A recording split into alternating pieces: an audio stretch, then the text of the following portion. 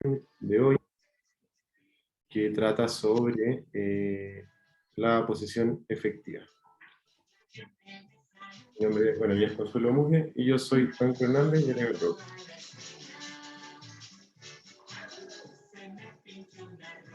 ¿Hay alguien? Ahí sí. Bueno, antes de comenzar a hablar de la posesión efectiva, corresponde que conversemos o indiquemos que en derecho existen las formas de adquirir el dominio, que más que nada corresponde a la forma práctica en que las personas se traspasan el dominio de las cosas entre otras personas. Primero encontramos la tradición, que es la forma de adquirir el dominio. ¿En qué consiste? En que el dueño de una cosa le hace entrega de esa cosa a otra persona que tiene el ánimo de adquirir. Por ejemplo, aquí encontramos la compraventa o la cesión de derechos. Y tenemos otra forma de adquirir el dominio, que es lo que de la que vamos a hablar hoy en día de forma más desarrollada, específicamente posesión efectiva, que es la sucesión por causa de muerte, que es el modo o la forma de adquirir el patrimonio o los bienes de una persona difunta, es decir, el conjunto de sus derechos y bienes o una cuota de ellos.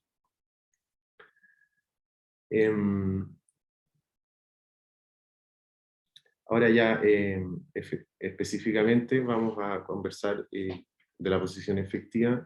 ¿Qué es la posesión efectiva?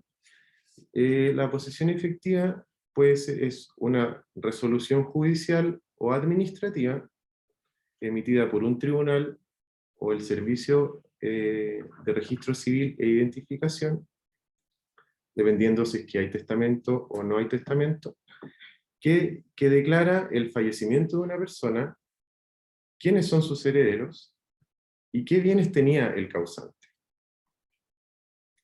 Entonces, por ejemplo, digamos que Juan, como aquí vemos un ejemplo, Juan fallece y hay que hacer el trámite de la posesión efectiva.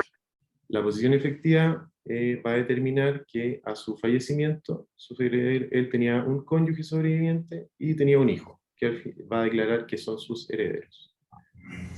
Luego va a indicar que él tenía una propiedad, en este caso una casa en la Florida, y en virtud de la posesión efectiva, bueno, va a declarar que tiene la casa en la Florida, y luego va a indicar que la casa le corresponde a sus herederos. Luego, para que los herederos puedan disponer de la casa o los bienes raíces del causante, hay que realizar la posesión efectiva y luego las correspondientes inscripciones en el conservador de bienes raíces, que vamos a ir desarrollándolo a medida que avanza la presentación. Cualquier duda que les surja, nos pueden interrumpir y las podemos ir aclarando.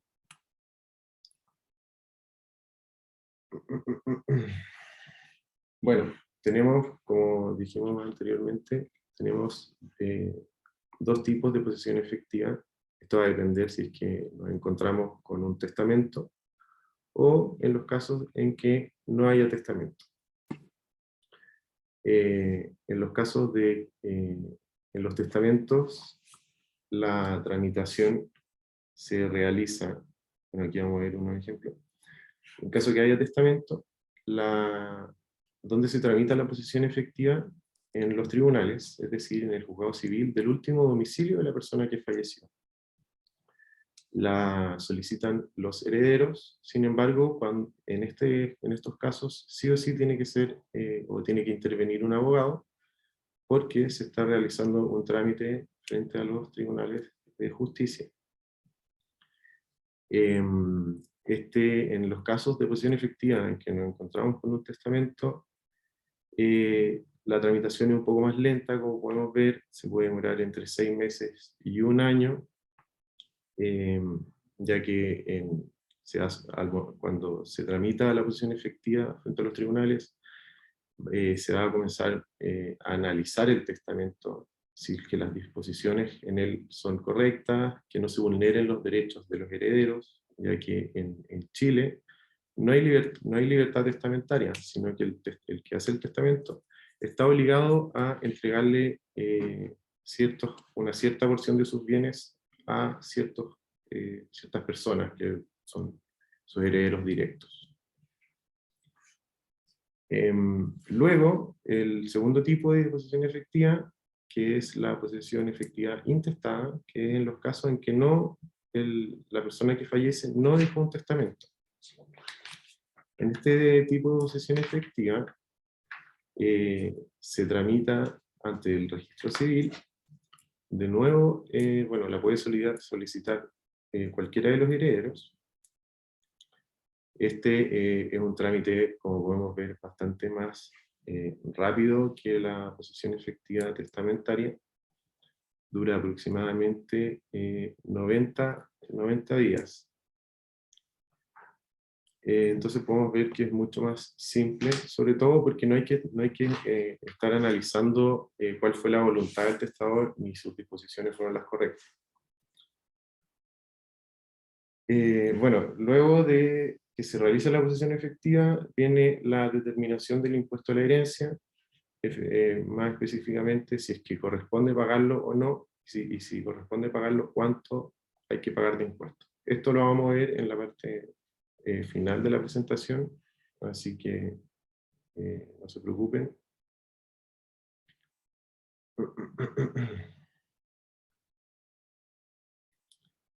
Bueno, una vez que tenemos la posesión efectiva, la ley indica que hay que hacer una serie de inscripciones.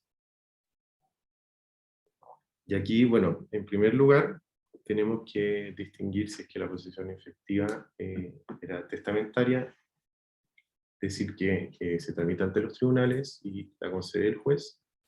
En ese caso, la posesión efectiva o la resolución que concede la posesión efectiva se va a inscribir ¿dónde? En el conservador de bienes raíces de la comuna, donde se haya pronunciado. Luego, ese es para el caso de la posesión efectiva cuando hay testamento. Luego, en el caso de la posesión efectiva en que no hay testamento, es decir, que se tramita ante el registro civil, nos encontramos en una resolución administrativa. Y esta posesión efectiva, ¿dónde se va a inscribir? En el Registro Nacional de Posesiones Efectivas. Este trámite de inscripción también lo hace el mismo registro civil, como que está incluido cuando uno tramita la posesión efectiva ante el mismo registro civil. Luego de aquella inscripción viene una segunda inscripción, que sobre todo en los casos cuando nos encontramos en que la herencia hay bienes raíces. Para que los herederos puedan disponer de los bienes raíces, es decir, puedan vender de los bienes raíces, es necesario que se realice lo que se llama la inscripción del derecho especial de herencia. Esto consiste en que la posesión efectiva se va a ingresar al conservador de bienes raíces. Vamos a ver ejemplos a continuación. Entonces, el derecho especial, la inscripción del derecho especial de herencia consiste en que uno ingresa a la posesión efectiva del conservador de bienes raíces. De esa forma, el conservador sabe que el dueño de una propiedad falleció y por lo tanto se realiza la transferencia de dominio a sus herederos. Entonces, consiste en que el conservador va a actualizar sus registros indicando que ahora X propiedad pertenece a los herederos de una persona fallecida. Para ello, bueno, también hay que acreditar el pago de impuesto a la herencia o acreditar la exención del impuesto a la herencia, que como dijimos lo vamos a ver un poco más adelante.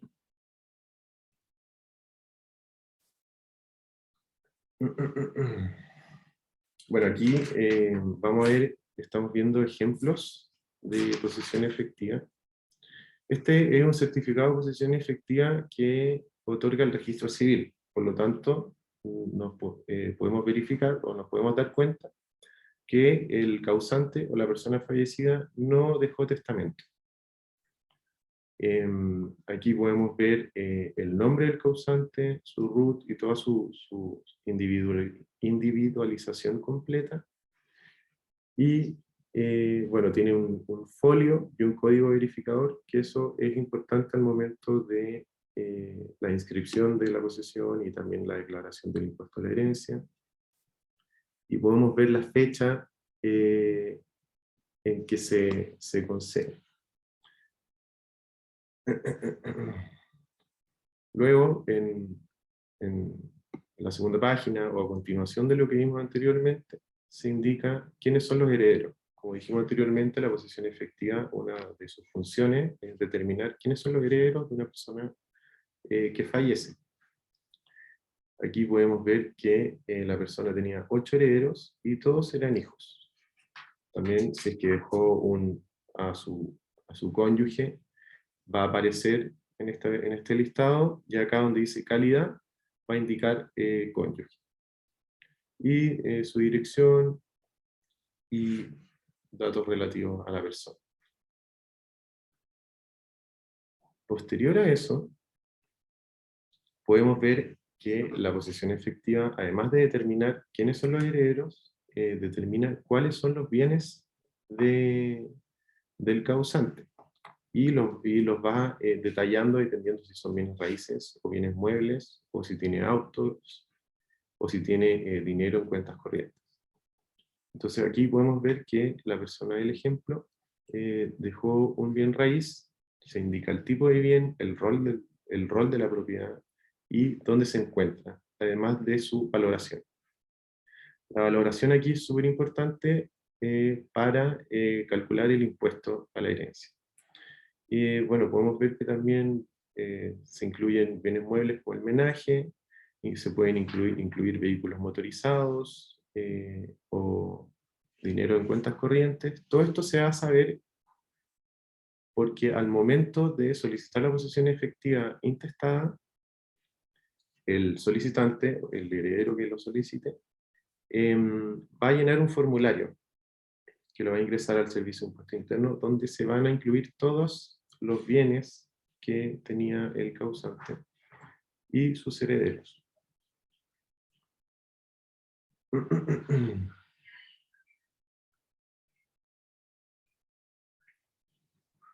Bueno, continuando la exposición, Franco les comentaba respecto de la resolución de posesión efectiva emitida por el registro civil.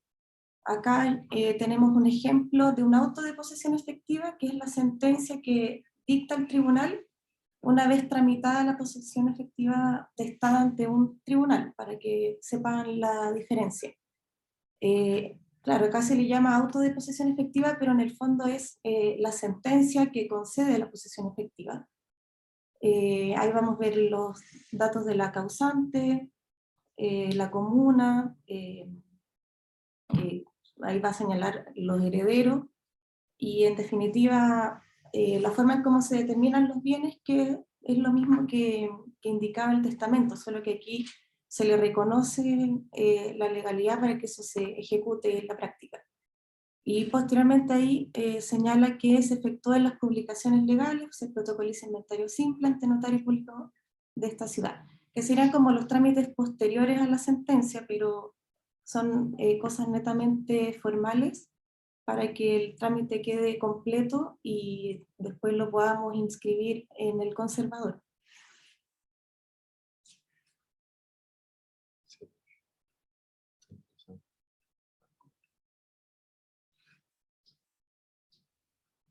Y aquí tenemos un ejemplo de una posesión efectiva inscrita ya en el conservador, donde ya aparece, como pueden ver en el costado izquierdo, que señala que es una posesión efectiva de Yolanda Iris en este caso, y va a señalar cuáles son los herederos, en definitiva, que ya tienen la calidad de heredero, y los bienes que dejó. En este caso es un bien inmueble, pero si hubiesen más, también lo señalaría en este documento. señalar que la posesión efectiva siempre se va a inscribir en el conservador de acuerdo a la comuna donde falleció el causante. O sea, por ejemplo, si el causante falleció en Santiago, inscribimos la posesión efectiva en Santiago. Pero si tenía bienes, por ejemplo, en Viña del Mar o en Rancagua, inscribimos la especial de herencia en dichos conservadores, cada uno en su jurisdicción correspondiente. Ahí les comentaba que es importante fijarse en el costado izquierdo, porque ahí nos va a indicar el título del documento, que es la posesión efectiva. Que cuando nos pidan esto, por ejemplo, en un estudio de título, inmediatamente nos fijamos en eso.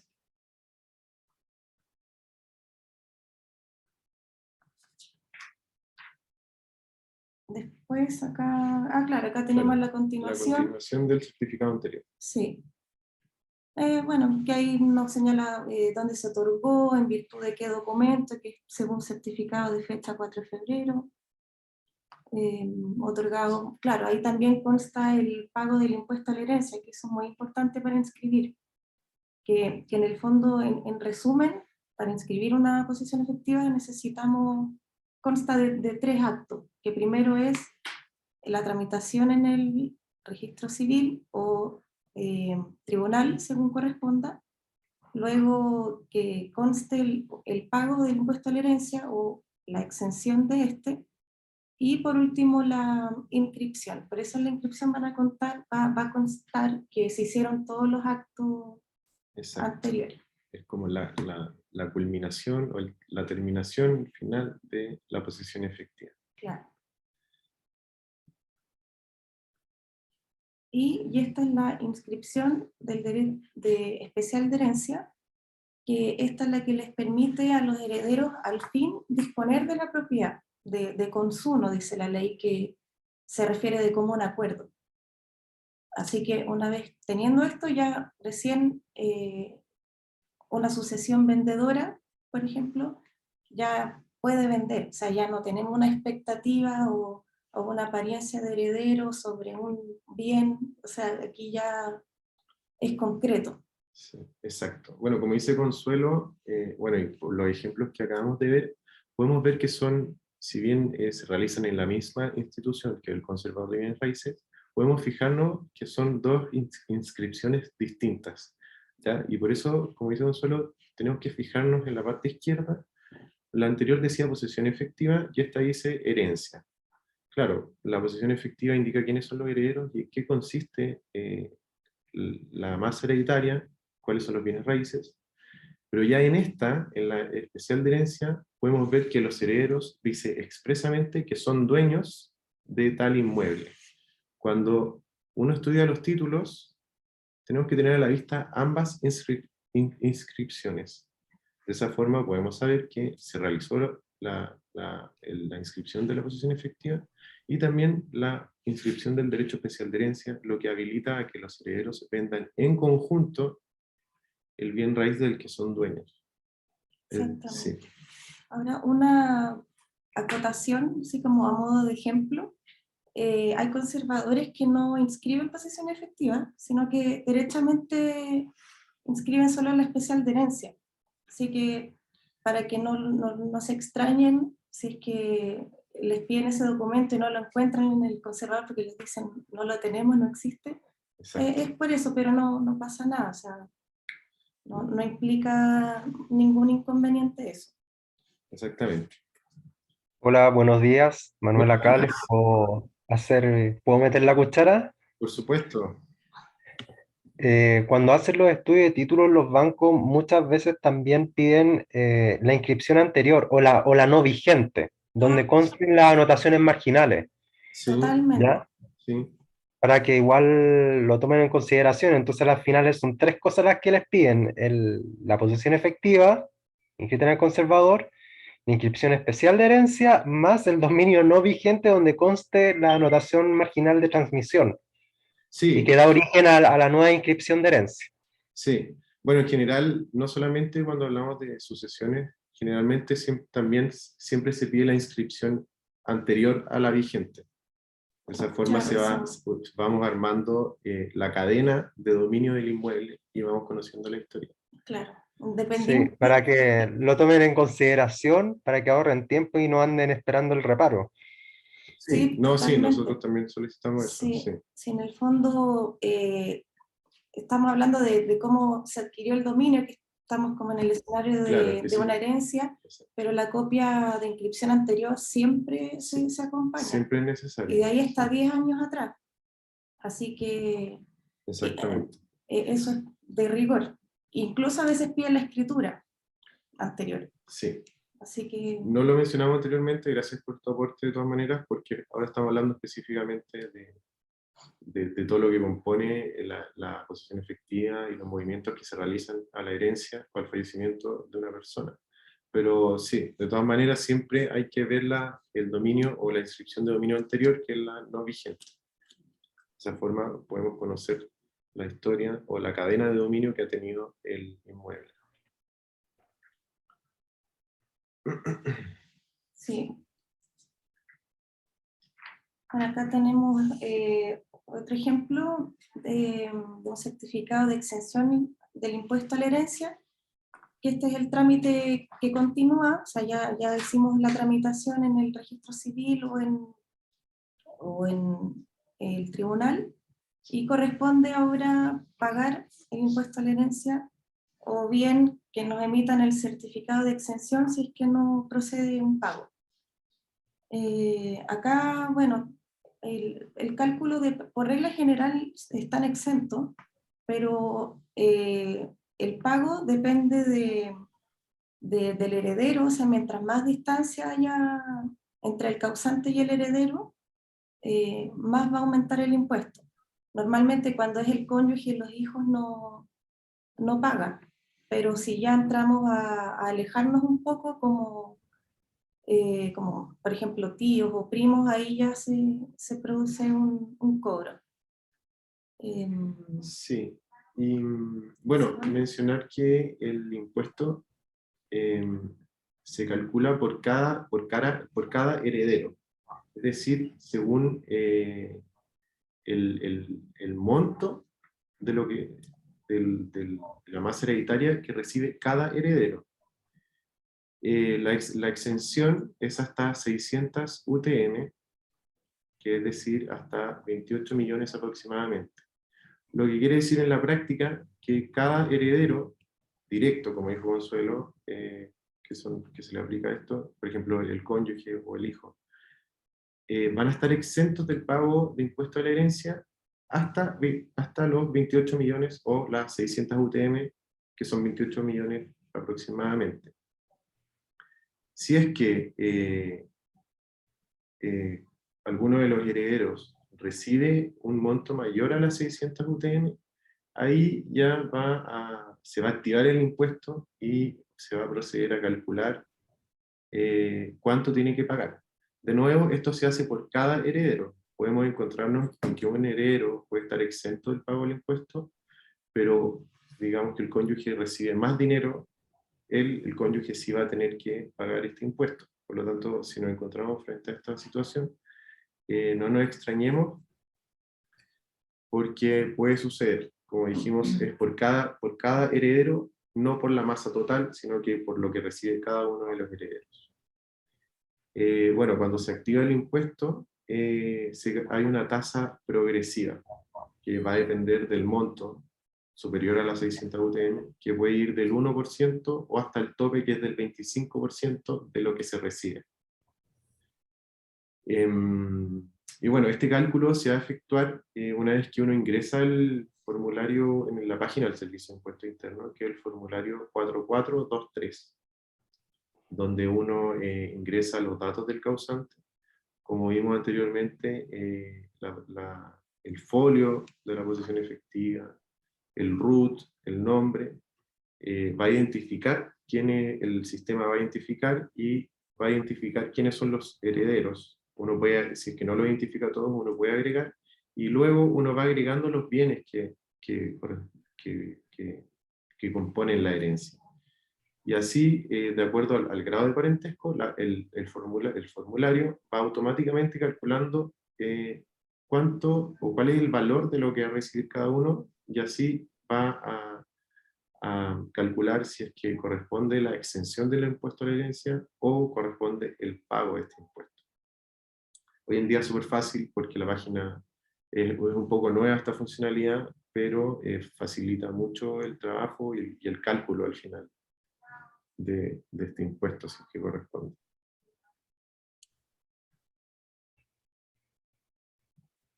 Sí, bueno, otros aspectos relevantes, como vemos ahí, cuando tenemos una sucesión, que es la que vende, o claro, ¿quién debe firmar esa promesa? En principio deben firmar todos los herederos, igualmente la escritura de compraventa después, pero lo que se hace normalmente cuando son muchos herederos es otorgar un mandato a alguno de ellos. Es decir, no sé, si son 5 herederos, que 4 le den poder a uno para que él actúe en todas las gestiones a futuro hasta que se concrete la venta.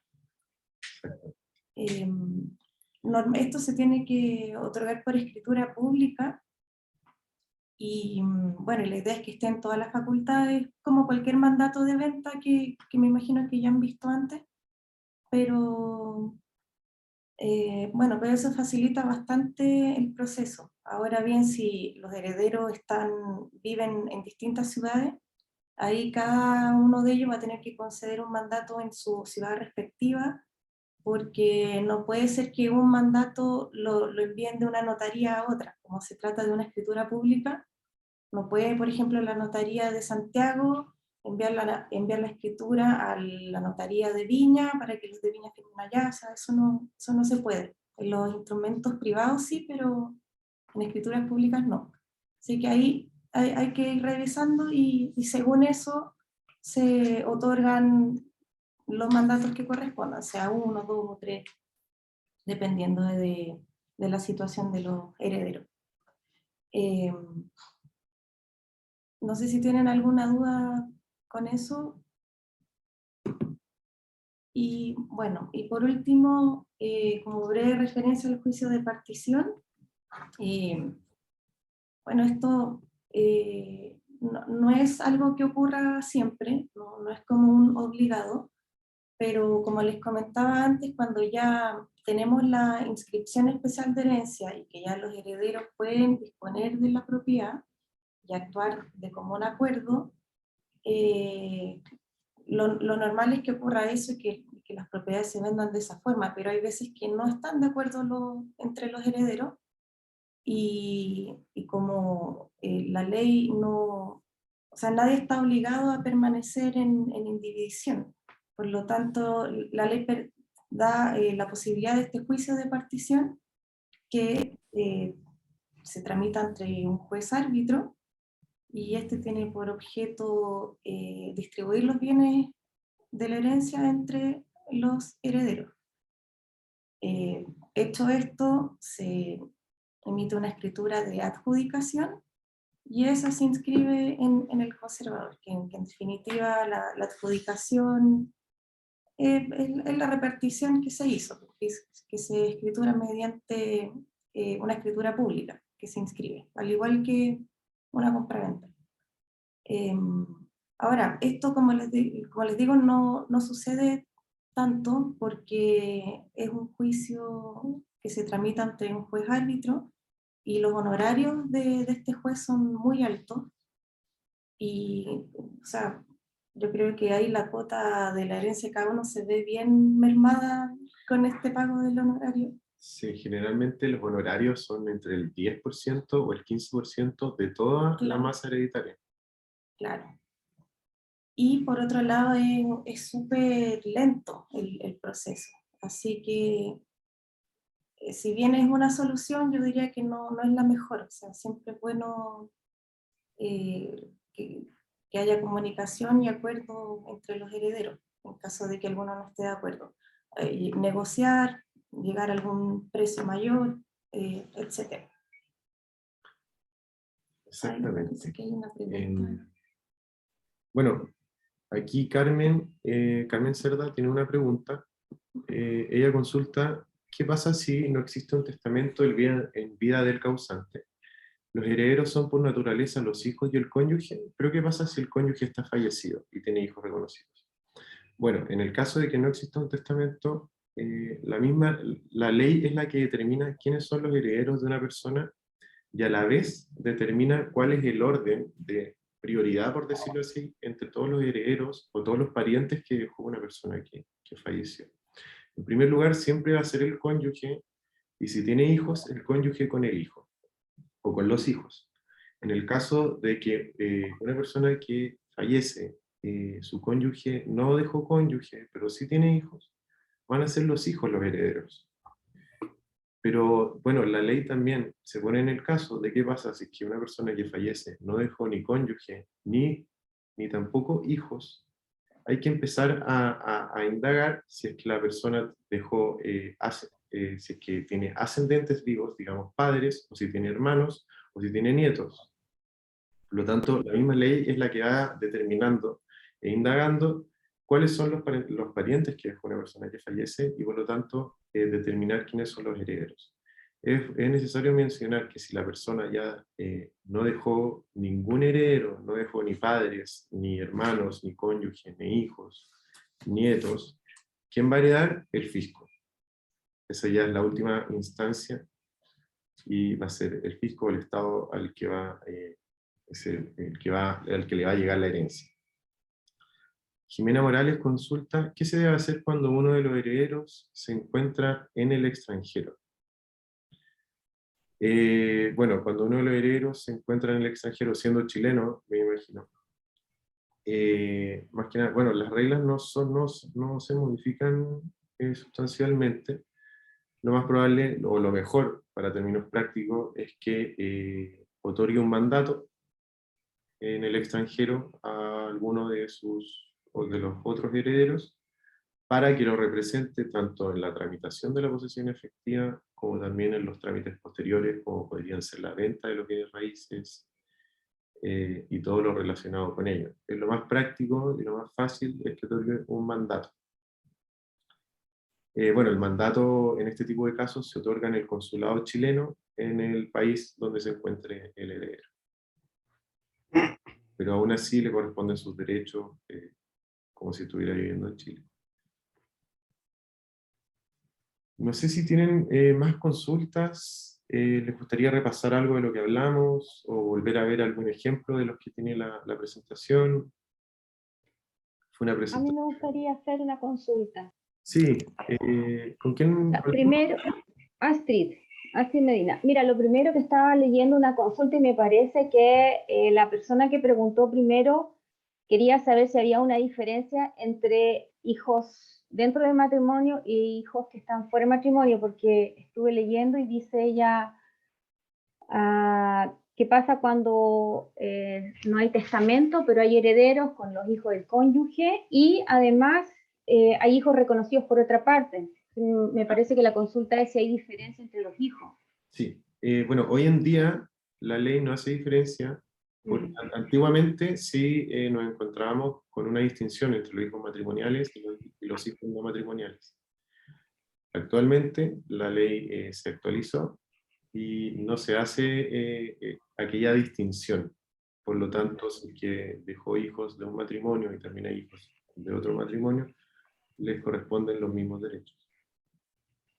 La otra consulta que te quería hacer era con respecto al tema de la evaluación o la tasación de los bienes raíces cuando se está haciendo testar, porque como hay un límite, siempre se va a intentar no exceder ese límite. Entonces, ¿hasta dónde digamos, qué es lo que es válido y qué es lo que no es válido y cuál es el límite para manejar eso? ¿Cómo puede ser que cuáles son los límites que te pueden rechazar el monto que tú estás declarando? Porque a mí me ha pasado que con posiciones efectivas donde han cometido el error con los valores, les han rechazado la posición efectiva.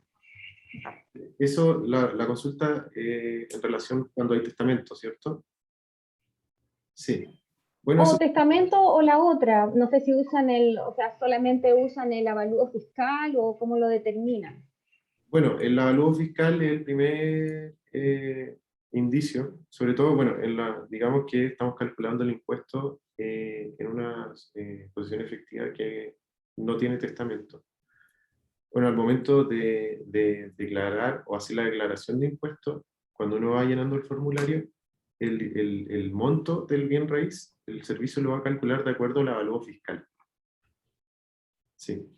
Ahora, si nos encontramos frente a un testamento, que ya la evaluación de los bienes va a depender de la voluntad de la persona que hizo el testamento, si bien tiene ciertas limitaciones, por supuesto, porque uno, si bien no lo puede indicar un precio muy bajo o uno excesivamente alto, porque efectivamente va a vulnerar los derechos de los demás herederos en el cálculo de lo que le corresponde a cada uno. Por lo tanto, el juez, al revisar el testamento, lo primero que va a tener a la vista también es el avalúo fiscal, y a la vez hay que tener en cuenta el avalúo comercial. Es decir, vamos a comenzar a evaluar, por ejemplo, en qué sector se encuentra y más o menos el promedio de las propiedades que se encuentran cercanas al bien raíz. De esa forma podemos ya tener una idea más o menos o un rango de cuál es el monto o el avalúo que le corresponde a cierta propiedad y ver si efectivamente lo que indicó el testador se ajusta a aquello o no se ajusta y efectivamente está vulnerando los derechos de los demás herederos testamentarios. Ya, pero el Oye, umbral es el avalúo fiscal, ¿cierto? Porque el juez no es tasador. No, no, pero ¿sabes qué? En general en los juicios de partición se designa a un tasador perito y tasa Sí, las eso cosas. voy a preguntar. sí, Si, pero el si te juez, designaban como perito tasador. exacto, pero el mismo juez no es tasador, sino que, Exacto. No tiene la competencia. exacto, El juez designa dentro de una base que hay de tasadores Sí, que tienen sí, ahí exacto. y mandan a tasar. exactamente. Ya, gracias, se pasaron. No sé si alguien tiene otra consulta. Sí, Yo yo tengo tengo, otra consulta. Perdón. Jimena Morales de nuevo. Oye, me cabe la duda en todo este tema de herencia, ¿qué pasa si la propiedad que se está heredando o que queda para los herederos tiene alguna deuda bancaria, está hipotecada? Sí, bueno, en general ahí hay que entrar a conocer las condiciones del crédito, sobre todo. Digamos que el crédito hipotecario tenía el seguro, bueno, que hoy en día es obligatorio, el seguro de desgravamen. En ese caso ya hay que conversar con la institución que otorgó el crédito, la institución bancaria o financiera, y indicarle que ocurrió esta situación, que el deudor finalmente falleció y que opere el seguro. Y una vez que opere el seguro, bueno, el banco va a hacer los trámites que correspondan y a la vez tiene que proceder a realizar el alzamiento del gravamen que afecta a la propiedad, es decir, el alzamiento de la hipoteca y de la prohibición.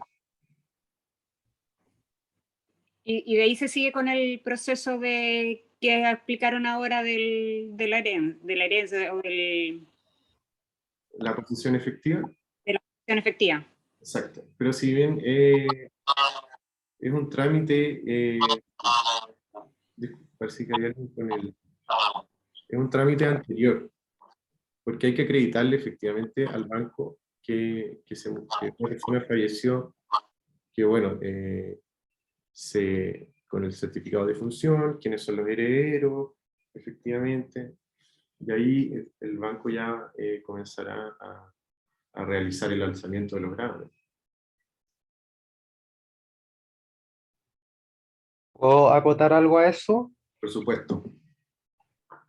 Bueno, en las mismas escrituras de los mutuos hipotecarios están las condiciones de los seguros. Si está contratado o no, eso es súper importante porque realmente no es que sea obligatorio el seguro de gravamen. Hay algunos bancos que lo excepcionan, porque hay clientes que no son sujetos, digamos, como de asegurabilidad para una compañía de seguro. Y hay clientes de que les hacen firmar una carta, de que no va a ir con seguro de gravamen, que es una declaración, y esa declaración dice que está de acuerdo que al fallecer la deuda se le va a transmitir a los herederos. Entonces igual es súper importante revisar la escritura si en la escritura del mutuo hipotecario está también pactado el seguro. Exactamente. Exactamente, son situaciones que sí pueden ocurrir. Claro, la regla general es que sí lo incluyan, pero como siempre hay excepciones, que son las que acaba de decir Manuel. Por lo tanto, muy importante revisar las condiciones donde en la escritura de compra-venta y mutuo hipotecario. Tengo Muchas gracias. otra consulta también. Sí, El tema del impuesto a la herencia, acá, bueno, comentarles que igual acá tenemos inmuebles que son de alto valor y que casi todo está afecto al impuesto a la herencia. claro. Hay casos bien puntuales de que los impuestos a la herencia son desorbitantes, los montos, realmente desorbitantes. Sí, Y en esos casos hay muchos clientes que no tienen la plata para pagar eso. sí. Pregunta, o sea, yo sé cuál es la respuesta, pero me gustaría que también le explicaran a los otros. ¿Qué hace ahí un cliente que no puede pagar el impuesto, o sea, el impuesto a la herencia y necesita vender la casa? En ese caso, existe la posibilidad de que el heredero, en este caso, que tiene que pagar el impuesto, puede comunicarle al Servicio de Impuesto Interno de que no puede pagar actualmente el monto que le están exigiendo por impuesto a la herencia, pero que desea vender la propiedad y que con el resultado de la venta se pague dicho impuesto. Y el servicio, bueno, edicta autoriza y digamos que queda como debiendo el impuesto, el contribuyente. No sé si quieres agregar alguna votación o... ¿Y cómo se Ah, materializa el cobro? Disculpa.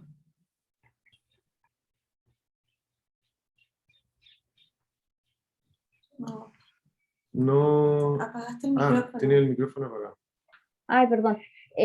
A mí no me ha tocado ver el caso que mencionaron. ¿Cómo lo haces ahí para transmitir ese, o sea, en el concreto, en la práctica? ¿Cómo hace el servicio para cobrar eso?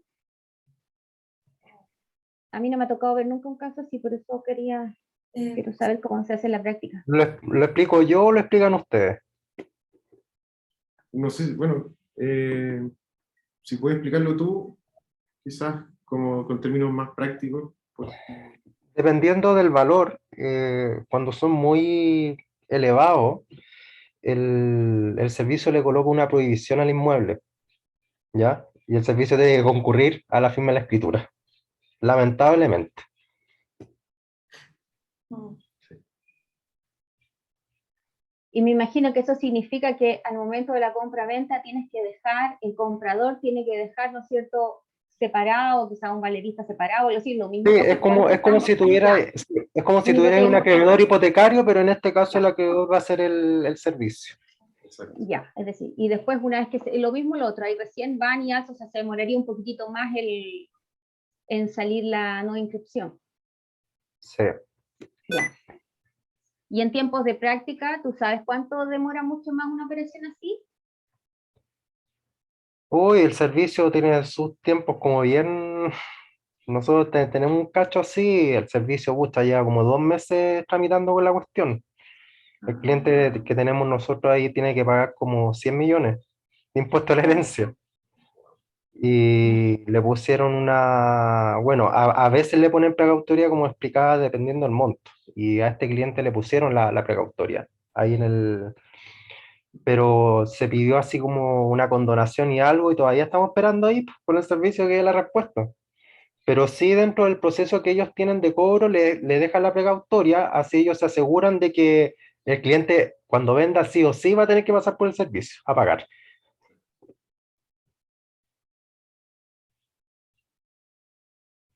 Gracias. ¿Hay más consultas?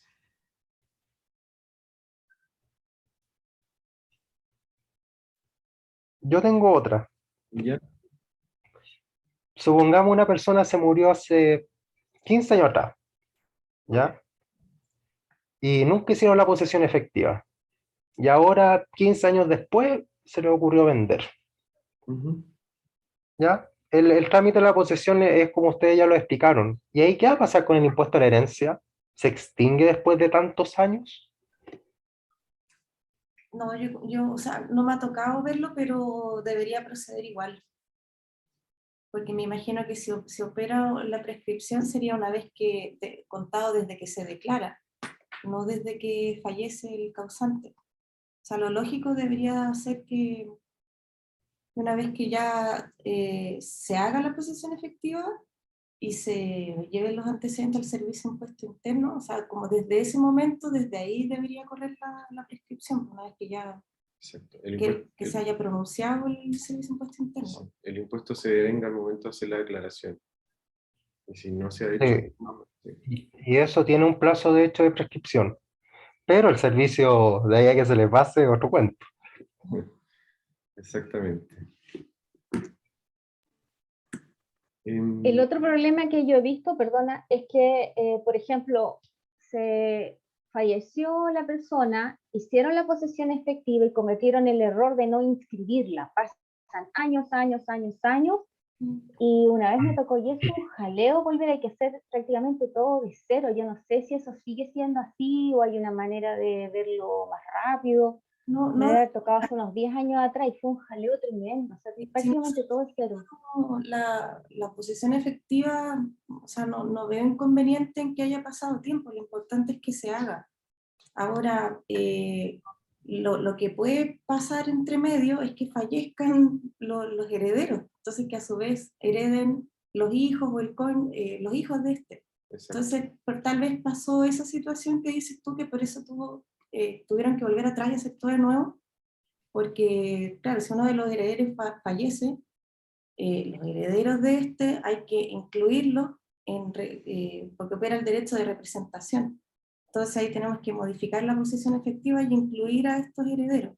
O bien nos enteramos que habían más propiedades, también Exacto. modificar los bienes para incluirlos. Entonces, siempre la posesión efectiva, una vez que vamos a comenzar que vamos a realizar el trámite, hay que fijarse muy bien en incluir todos los bienes, o sea, ya sean todas las propiedades que correspondan, si el causante tenía derechos en una sociedad, los vehículos, fondos de FP, cuentas corrientes, cuentas de ahorro, agregar todo, porque después es muy engorroso incorporar bienes.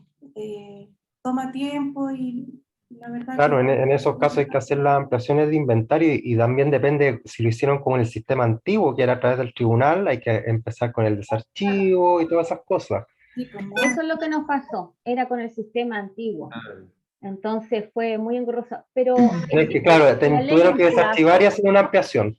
Sí, existe, por ejemplo, si se muere hoy una persona, no, es muy simple, un solo bien se muere, pero cometen el error de no inscribirlo en el conservador de bienes raíces. Pasan 30 años más, después pueden agarrar esa misma posesión efectiva, inscribirla, o la ley te dice, mire, por ejemplo, yo soy arquitecta, y tú para sacar un permiso de edificación, para poder recepcionar, tú tienes un plazo, la ley te da un plazo acotado para poder sacar, si no, tienes que volver a hacer otras cosas, ¿me entiendes?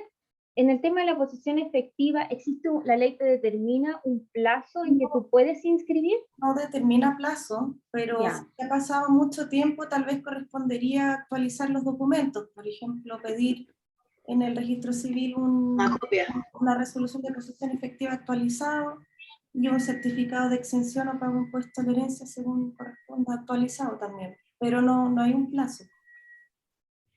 No, mira, en general no tienen plazo, pero sí mucho, sobre todo las que están en el sistema antiguo, en muchos casos los expedientes ya aún no están. Por ejemplo, si tú me hablas de algo que fue hace 30 años, el expediente no va a estar. Y en esos casos, el abogado que está a cargo va a tener que solicitar reconstituir el expediente. Eso es lo que generalmente hacen. Y lo que, como decía Legal Broker, hay que como que empezar a recolectar nuevamente los papeles y reingresarlos, ¿ya? Y de ahí hacer a su vez la ampliación del inventario, que eso se hace como, mientras se reconstruye, se hace la ampliación. Y ahí hay que esperar.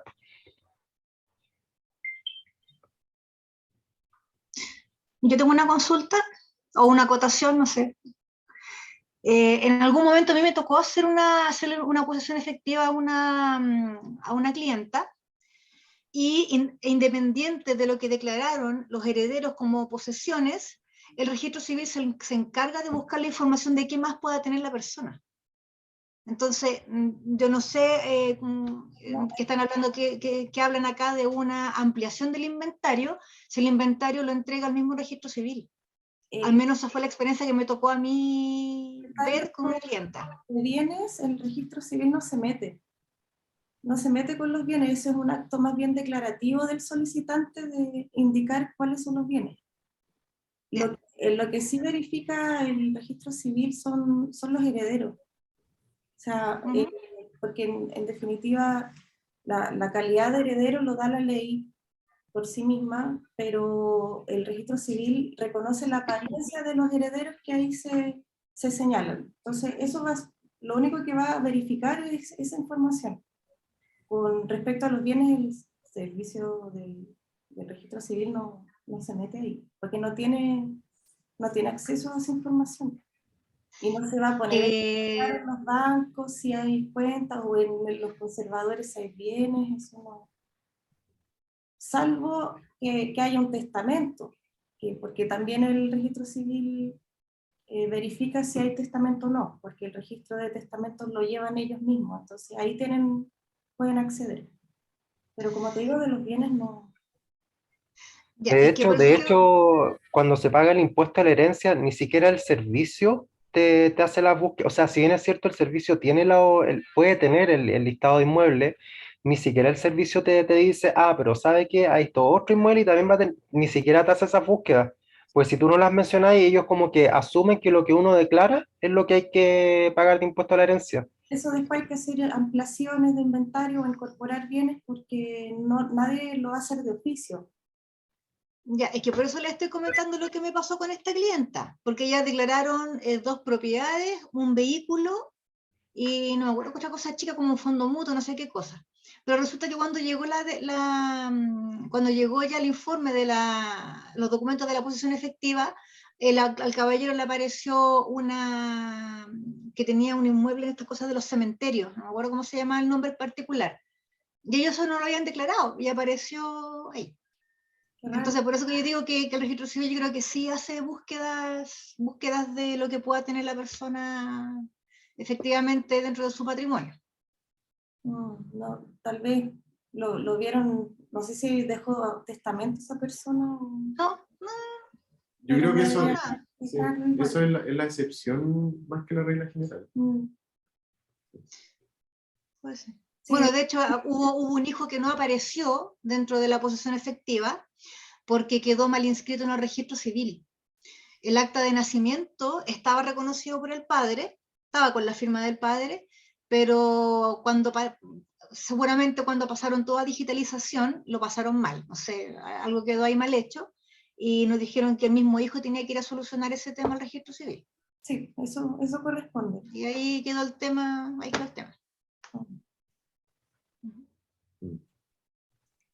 Eso. Y puedo hacer otra consulta, pero no relacionado directamente con el tema de los inmuebles, con respecto al tema de las herencias. Supongamos que hay unas deudas de consumo, no sé, de un personaje en particular, y que no están asociados a seguros de gravamen. Ustedes dicen qué pasa a los herederos. Pero ¿qué pasa si esos herederos son menores de edad? ¿Uno puede refutar ese tipo de cosas legalmente que le aparezcan esas deudas a esos herederos? Sí, pues igualmente, solo que no van a tener que responder de ellas de inmediato por el hecho de que son menores de edad, pero sí a partir de que tengan la capacidad legal, que a partir de los 18 años ahí ya van a tener que responder de las deudas. Pero entra a su patrimonio en el fondo. O sea, tanto las deudas como los activos ingresan al patrimonio igual. Eso. ¿No hay forma de poder desligarse de esas deudas legalmente hablando? Es que hay otra como figura que es la aceptación con beneficio inventario. Entonces, normalmente los herederos que se indican en el formulario de solicitud de posesión efectiva, ahí se indica algún recuadro que dice la forma en cómo se acepta esto, y ahí uno le hace el ticket con beneficio de inventario. Sí. Entonces ahí yo podría decir, esto no lo... Que básicamente el beneficio de inventario significa que el heredero va a responder de las deudas solamente con el monto de lo que reciba por herencia. No va a responder con su propio patrimonio, sino que solamente va a responder con lo que él reciba por herencia, las deudas hereditarias. De esa forma, él protege su propio patrimonio. Claro. Como también si las deudas son más grandes que la misma herencia, ahí conviene Claro. repudiar la herencia. Exactamente, exactamente. Complejo el tema. ¿Alguna otra duda?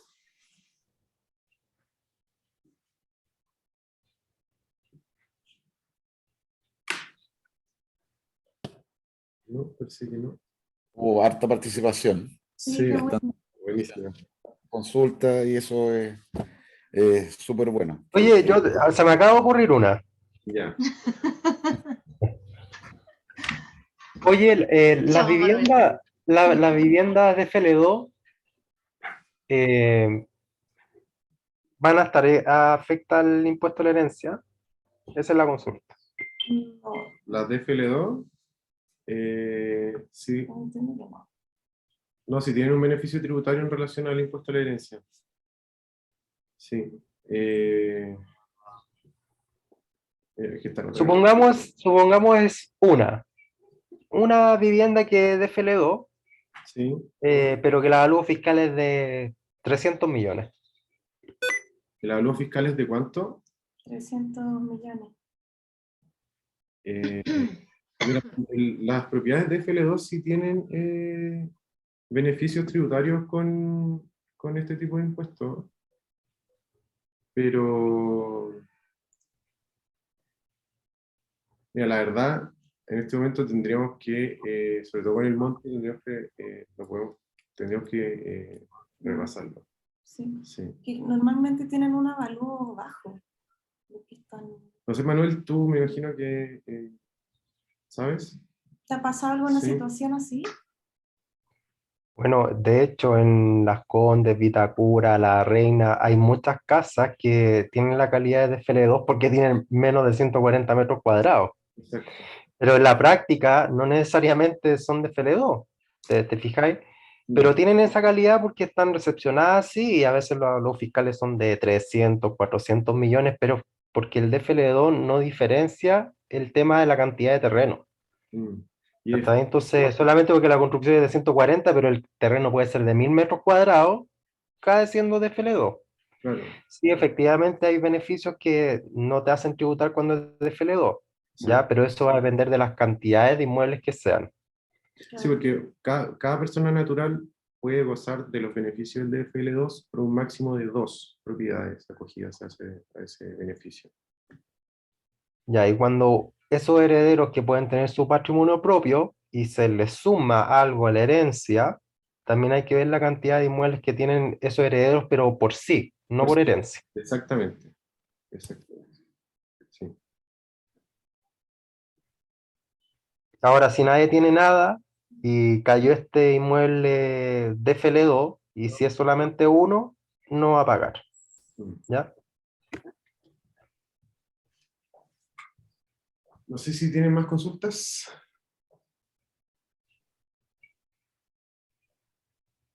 Ahora sí parece, ahora sí. Ahora sí. Ya, pero como les comentaba, creo que hubo mucha participación.